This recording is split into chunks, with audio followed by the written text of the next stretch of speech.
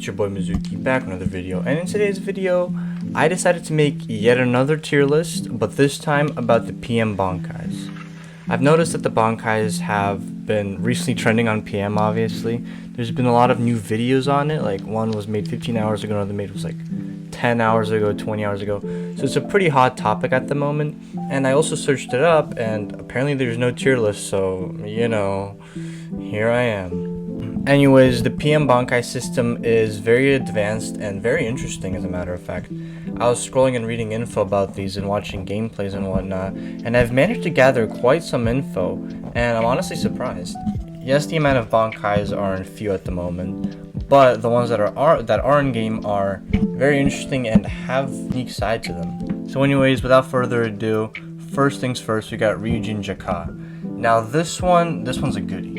And what I mean by that is, once you roll this, do not unroll, because you will be surprised how good this thing is. The name in the game is called Zanka no Tachi, and what I like about it is its unique abilities. So its first move is called Tenshi Kaijin. The user uses Zanjutsu, which engulfs the user in a crimson blaze and sends them rocketing towards their opponent at inhuman speeds, where they release a lethal slash. This move is...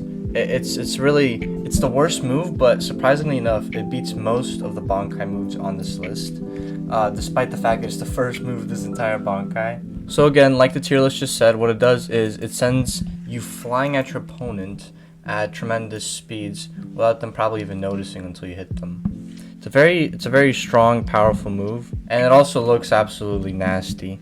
I'm not too sure about this because I mean, this has always been my question, but I believe this Bankai, if you didn't kill your opponent, then I believe it like leaves them with flame chip damage, or at least that's what I'd assume. The second move is very unique. I have never seen this one in any Bankai moves, and it does a crap ton of damage. So it's called Daisojin, and it's a C move. What happens is the user stabs Zanka no Tachi into the ground, summoning charged skeletons and sending them after your opponent. So this is like a guided move, kind of like Stark's Wolves in Reaper 2, while the skeletons deal much damage on contact. So what it does is the skeletons walk towards the opponent and they explode. This is awesome because, one, it does a lot of damage, and two, while your opponent is stunned on the ground, unless you already killed them, you can obviously you could obviously make combos off of it. And this is what I love about this move. Even though for the most part you don't need combos in this move, just because it's so OP. Anyways, the third move is called Zanka no Tachi, West Sangetsu Goku. It's a very long move, very long name. Anyways, this is an X move, and what it does is it wraps, the user wraps his entire body in flames, causing any foes touching him to rapidly take damage. This lasts 30 seconds. Anyone in the AoE won't generate stamina or health. This also drains your opponent's Ryatsu. So this is just a sick move. One, it lasts forever. Two, it does a crap ton of damage, and it even drains your opponent's Ryatsu. And while they're in this move, or when it's over, they're probably going to be stunned. So for the most part, you could probably go in for a really crazy combo and just finish it all off. This is just a perfect move. And if you thought this was the best move on the list, well, you're pretty wrong. There's another move. This is the fourth move, the last move. It's called Zanka no Tachi, East. So basically this move is a downward slash that hits your opponent and explodes with flames. This is basically an execution move. There's quite a bit of a description on it. It covers a large portion of the ground that is in front of the user, which will cause a massive amount of damage and burn damage to any opponent hit by it. So this is kind of like a finish off move that does a crap ton of damage in a short burst, basically. It also leaves your opponent with some burn damage, so that's that. So overall, I'd probably put Zanka no Tachi at S tier. This is by far the best Bankai in the game at the moment. And yeah, this is a beautiful Bankai, and of course head captain Yamamoto, so it has to be at the top. Anyways, now we're on to Senbonzakura Kageyoshi. This is personally my favorite in the anime. In the game, it's also a really cool move. And again, so it's called Senbonzakura Kageyoshi. It's Byakuya Kuchiki's move. It also has 4 separate moves compared to a Bankai I'll show you guys later. Bankai is almost similar to Hyorinmaru, but does a significant amount more damage, especially with the X move Senjin. And moves like Goki also have a good stun time to go in and combo off your opponent. So it's basically a better variation of the Hyorinmaru. And so the first move is called Senkei. Now what Senkei does is, it's the first move and the weakest move, but it's really swift and fast. And what happens is Senbonzakura fragments turn into a sword before vanishing in a burst of speed, reappearing behind the opponent to slash them across the back. This is a very sly move and can be used as a stun and do a lot of damage. Well, actually, this move itself doesn't do that much damage. And the move that is a damage powerhouse in Senbonzakura Kageyoshi is its second move. The second move is called Senjin. It's an X move. What happens is the user combines the blade fragments of his Bankai together to form a large dome of swords that surrounds him and the opponent. Basically what happens is, once the dome of swords surround the opponent, it starts rapidly shooting at him, like Ki Blast in a Dragon Ball game. And they do a lot of small chip damage, and it's just, when there's a lot of chip damage, and it's rapid and constant, it takes off a lot of damage off your opponent. A lot of health. Now the third move is pretty similar to Senjin. It's called Gokei. It's a C move.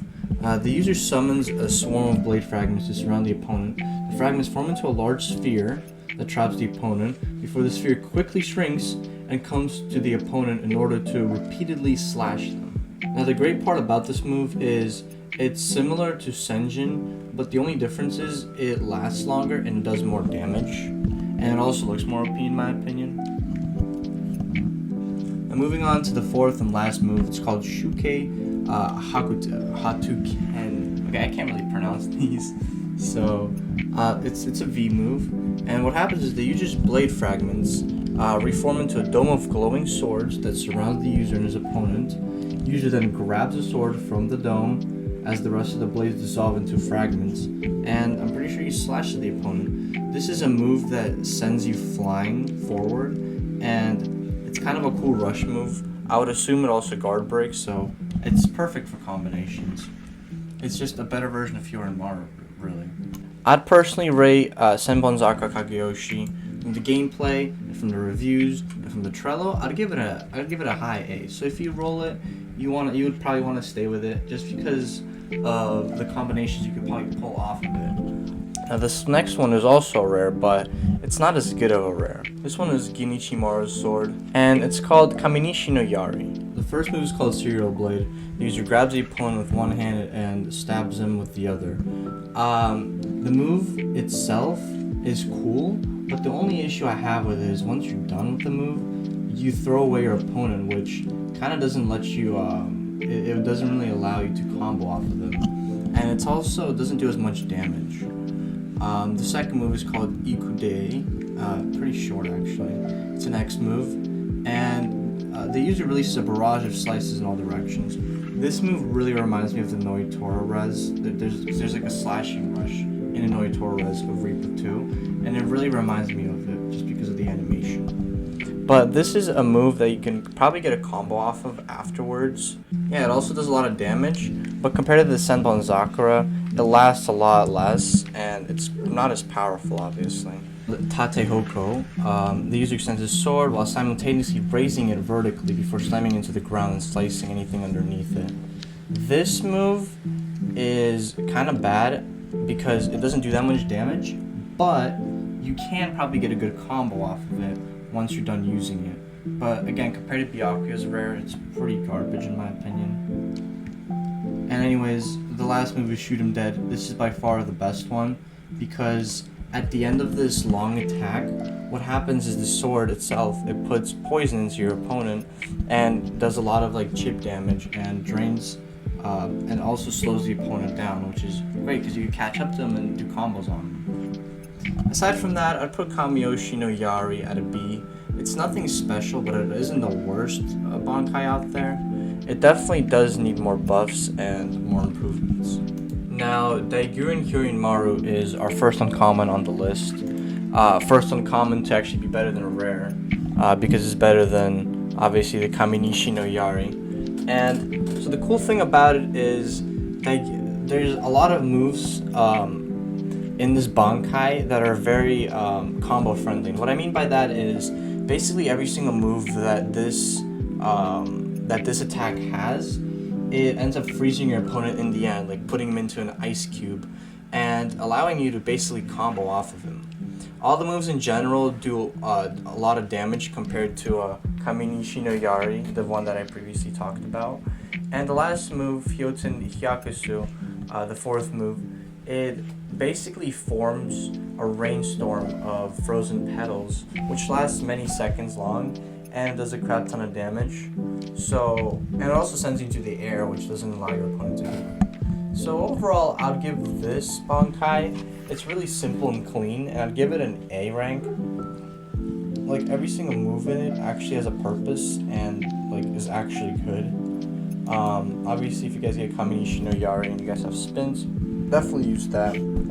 Just cross your fingers to not land on Tensuzangetsu, which we're about to talk about. Tensuzangetsu is a great move on its own, but the issue is the stun isn't as long as the other Bankais. The first is Isen Getsuga, which basically sends a red barrage of waves at your opponent, which expands the further it travels. That's kind of a bonus, but aside from that, I'm sure your opponent could just block those moves and it won't do anything to him. The second move is Tenburinjin, it's the next move, and user jumps to the air, and after unleashing a flurry of strikes in all directions, the user takes one final swing, resulting in a barrage of strikes, blah blah blah blah. Bottom line is, I'm sure this is a blockable move, and if not, it doesn't do that much damage to you. It is a great stun move though, so I'd give it that much. So Retsuga is probably one of my favorite in this Bankai, and what I like about it is the fact that the user moves quickly behind the opponent and hits them violently in the air, which is pretty cool because I'm sure it stuns your opponent for like a second or two, which gives you an opening, but generally speaking it doesn't do as much damage as the other Bankais. And last but not least, Getsuga Tensho. We all know Getsuga Tensho. It's basically just a massive slash. This is Ichigo's favorite move to use, but the only issue is the fact that one, it takes forever to charge it up, and two, it's just one slash, and somebody could easily just flash step out of it. So for a fourth move, it's not as cool as all the other ones. And overall, I'd probably give this Bankai compared to the other ones the C tier, the C rank. It's pretty bad. Obviously, if you guys could spin, definitely do that. All these moves in the Tensuzangetsu are very blockable and dodgeable. It's nothing really special, realistically. So yeah, anyways guys, thank you for watching. This list is, again, simply statistics and obviously a bit of my opinion, a bit of bias. But I still believe that this is absolutely a legit list. Honestly, for a rare, Nishi no Yari doesn't offer as much as it probably should. And Tensuzangetsu in general, again, is a very dodgeable Bankai. Obviously, Senbonzakura and Hyorinmaru, the cool thing about them is they're combo friendly, and they have a large hitbox, and they do a lot of damage, so they're obviously advanced. And Ryujin Jakka is it's on a whole nother level. Aside from that, like, sub, all the proper things, and I'll see you guys in the next one. Ciao.